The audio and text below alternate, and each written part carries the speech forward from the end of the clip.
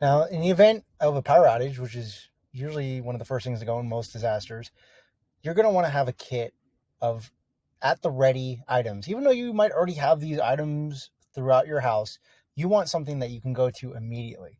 And the way to do that is to have an emergency home power kit. So starting off, you want a really rugged, large sized, wheeled hard case. And this is for things like extension cords and the individual lights and things you're going to see in this presentation. It's a quick presentation, but this is going to get you thinking about what you should have before you're forced to think about what you wish you would have had. Now, DeWalt is one of my favorite brands.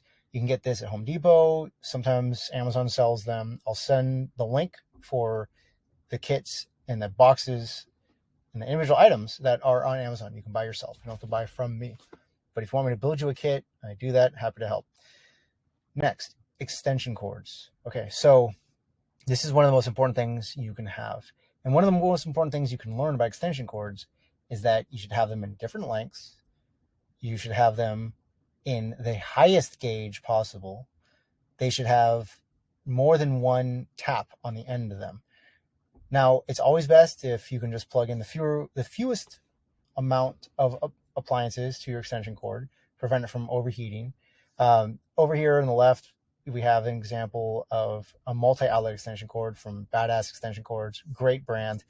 In the middle, you have the gauge comparison. So a lot of people have insufficiently thick extension cords, meaning they're 16 gauge, which is light duty. And then they're going to try to run, a heater, a space heater, which you should never do from just your stored power anyway, because space heaters are completely wasteful.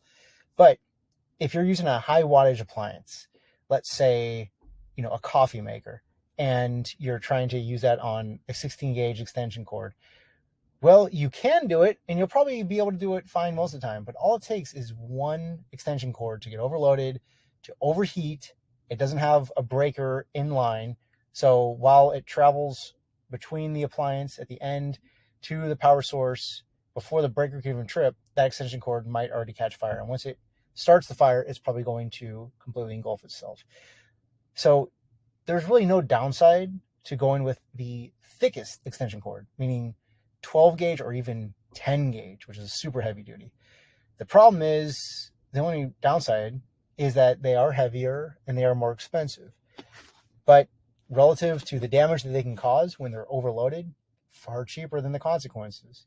So you'll see on the gauge that the most amps you can carry with a 16 gauge extension cord from 0 to 50 feet is 13 amps. But if you go beyond 50 feet, now it's only 10 amps. That's quite small. You're going to be surprised at how low that is for a lot of appliances.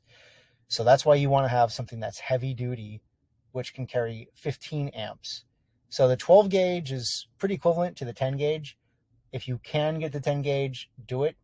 If you can't find it, if it's too heavy, then get the 12 gauge. But what you want to have is different lengths, because you always want to use the shortest extension cord for the job.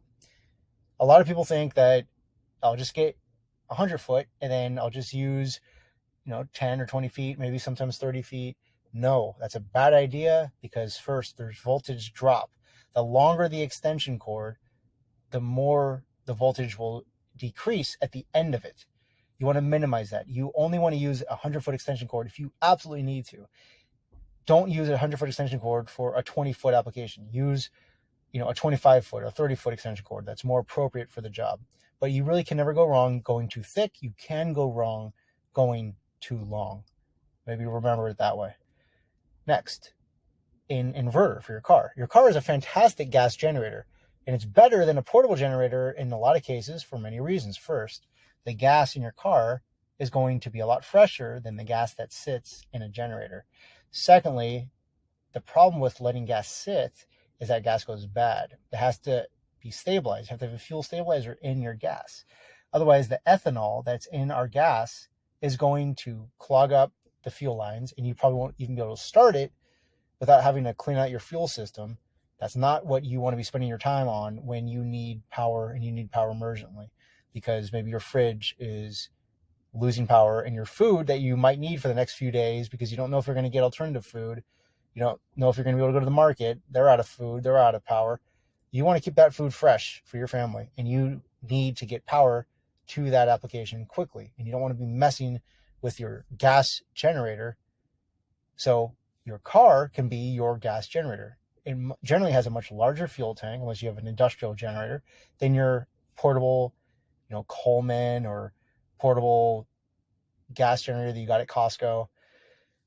You also want to make sure that you get a pure sine wave inverter. Now, most people don't know the difference, which is why most manufacturers sell modified sine wave. Because if people can't tell the difference, they just know that one inverter is more expensive than the other, and they don't know the reason why. That's because modified sine wave is not the pure sine wave that you get in your household current, which is what devices are built for. They're built to be plugged in to your wall and run on pure sine wave AC current. The modified sine wave disrupts that. It'll work. Sometimes it'll work seemingly fine for a while. It might get a little hotter, but it's not what appliances are designed for. It's not what electronics are designed for. I've experienced this firsthand. I ruined 4 expensive Marantz receivers, one after another, after another, because I was using a modified sine wave inverter in my Sprinter. Pure sine wave is always the way to go, unless you're just trying to get the cheapest product possible, which is often the most expensive option in the long run. Now, you want to cart. You're going to be carting items throughout your house, maybe to your neighbors if there's a widespread power outage. You want to be able to throw everything into a cart, have it stored temporarily, also make it easy to transport. So you can share your items. You can also put maybe your kit, your box, in the wagon if it's large enough, even though that box should have wheels and a pull handle itself. If it doesn't, then you could use the wagon. And maybe you don't even want to use the box, just the wagon itself. It just stays staged. It's on a wheeled wagon, and now you can bring it, from the front of your house to the back of the house. One reason you'd want this is because these portable power stations I'm going to show you are very heavy. Some of them weigh 99 pounds, like the EcoFlow Delta Pro. Putting it in one of these makes it easy to carry, even though it does come with wheels and comes with its own handle, which makes it great. This allows you to maybe just keep your home charging kit all together. You have your power station in the wagon, along with the appropriate extension cords and a few other items. Now, this is the EcoFlow. This is a smaller unit, not the EcoFlow Delta Pro, which is the most expensive of the EcoFlow Delta units, but this is the EcoFlow Pro, and it has USB outlets. It's a good little unit. Depending on your price range, check out the models that I'll link in the description. The EcoFlow Delta Pro, as of 2022, is my favorite of all the power stations that I've used. Goal Zero, Blue Eddy, Jackery, EcoFlow is absolutely the best in my opinion. And you can charge it from an electric vehicle charging station, and if you have that power available. Of course, you can do it from solar, which is why you always want to have as much solar as you can store. You never can really go wrong storing too many panels. You use as many panels, as much wattage as your power station can handle. The larger the power station, generally the larger the battery, and the higher the input amps or watts that you can feed into it. So you can charge faster in most cases and store more power. So the downside is that you have a larger power station, it's heavier, and it's more expensive. So make that calculation yourself.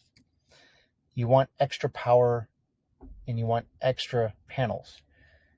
It's always good to have it and not need it, then need it and not have it. This is why you want to have extra panels that you can hook up and charge as quickly as possible when the sun is out and the energy is flowing free.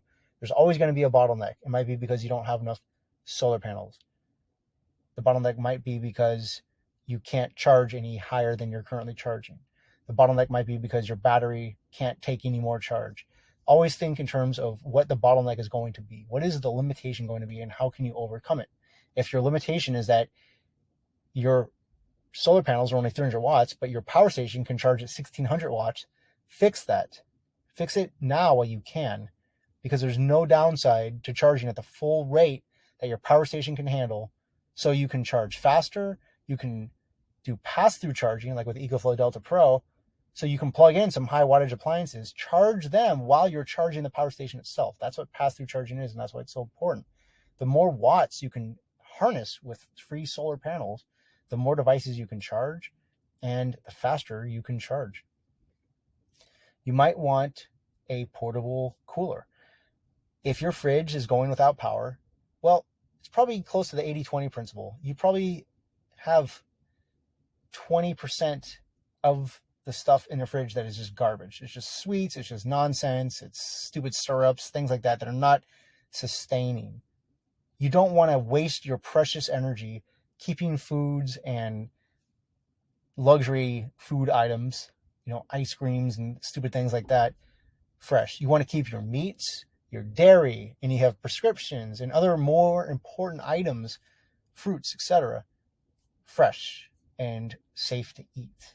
You also want to keep things frozen if you can, as long as you can, because things last longer in the freezer, significantly longer in the freezer than they do in a fridge, especially meats. So instead of powering your whole Sub-Zero, you can power a portable cooler, and there's several advantages.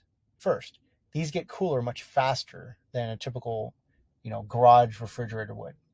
Second, these generally are DC to DC, so you're not losing energy in that DC to AC inversion process. Third, these are portable. So if you do need to leave, if it goes from a shelter in place to an evacuation, which it could in many types of foreseeable disasters, for example, an earthquake that turns into a fire because the gas lines are exposed and something lights them off, you can throw this in your truck, throw your EcoFlow Delta Pro in your truck. Now you have power, now you have the ability to keep this thing cold. And when you get to where you're going, you top off your EcoFlow Delta with solar, you plug it into your truck while you drive, but you have food with you. But if you're sheltered in place, this is also a great thing, because let's say you have to have a single room in the house. That is your cool room. That is your hot room. That is your decontamination room where you're staying and avoiding a CBRN, chemical, biological, radiological, nuclear disaster. You might be in a room where all the windows are sealed up and you can't go from room to room to get your food out of the kitchen and come back. This would be a way to quickly throw everything into the fridge, get everything into that safe room, that cool room, that hot room, and not have to open the door each time to go to the fridge and let all that precious cold air or hot air come out, depending on the climate and depending on the part of the country you're in. Now, this is something that a lot of people haven't seen before. What is EMP? What does EMP stand for? Electromagnetic pulse. What is that? That's going to fry most of your electronics, especially your car. Now, why is a car so valuable in an emergency, especially an RV if you have one? Because your car is your shelter that is not just in place, but wherever you need to place it. Your RV can have your water, your food already ready.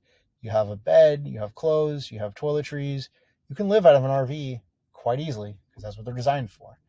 But it's not going to do you much good if it gets zapped in an electromagnetic pulse attack. Now, it doesn't have to be a man-made attack. There are natural phenomena that can simulate an EMP attack and fry all the electronic events, fry all electronic items in your car. And now without your car, you don't have that gas generator, you can't run the inverter, you don't have your emergency cooling, emergency heating, which your car can be. You don't have the ability to evacuate or get supplies, even if you stored fuel, because of one simple vulnerability. And this might not be 100% reliable, but it's definitely going to be better than what you currently have, which is probably nothing. So this connects to your car, it stays installed, and it helps dissipate an extremely high amount of voltage if there's an EMP event. This is so important. USB cables, everything's USB now. Your lights, your lanterns, your UV sterilization pen perhaps, your radios, your ham radios, your ability to communicate. If there is cell service, you need to have your cell phone working. You're going to lose your USB cables. You're going to break them. You're not going to have the right adapter tip. Make it simple for yourself. You can prevent what is foreseeable, and this is foreseeable. You're going to need USB cords. You're going to need extras. You're going to need extras for your friends, your family, your neighbor. Have these. They're small in size and large in importance. You really can't have too many of these.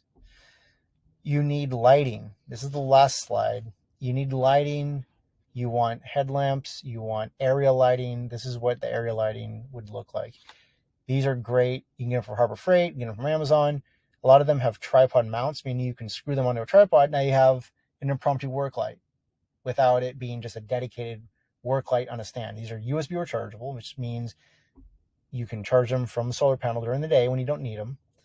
They can also provide power to your other flashlights, because a lot of these have their own built-in battery that's so large that you can actually plug a USB cable into the back of these. They have 2 ports, one that accepts the charge and one that you can plug in a cable, draw a charge from.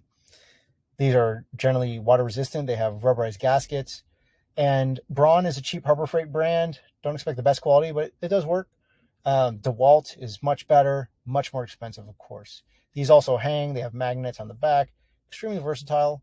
Have many, have different types, have headlamps, have work lights, have flashlights.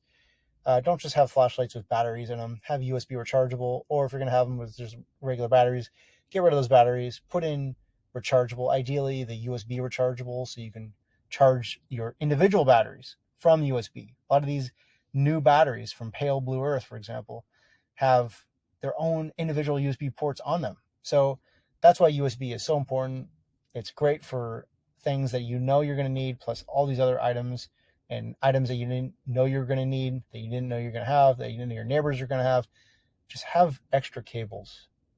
Everything is heading towards USB, and more are heading towards USB-C. So have some fast charging USB-C to USB-C cables as well. The EcoFlow Delta Pro has 2 100-watt USB-C ports. That's as fast as you're going to charge. 100 watts is crazy fast. Most cell phones are between 10 to 30. 30 is extremely fast for a cell phone. They're going to be closer to 20. So 100 watts is going to charge your MacBook Pro, your larger USB devices. And a lot of these devices are smart enough to only charge at the rate that they can accept the charge. So you don't have to worry as much about overcharging them or charging them too fast, as long as you're using good quality USB cables, good quality power bricks. So that is the end of the presentation on what you should have in your emergency home power kit. I hope you found this helpful. I'd like you to tell me what I should cover next. Tell me what you like. Tell me what I can improve. Help me out with a like, a comment, a subscription. Even if it's negative, I want to learn. I want to get better. I don't think I'm going to get worse at this. Maybe I will. If I am, please let me know. Let me know what is working and what you'd like me to cover next. Thank you for your time.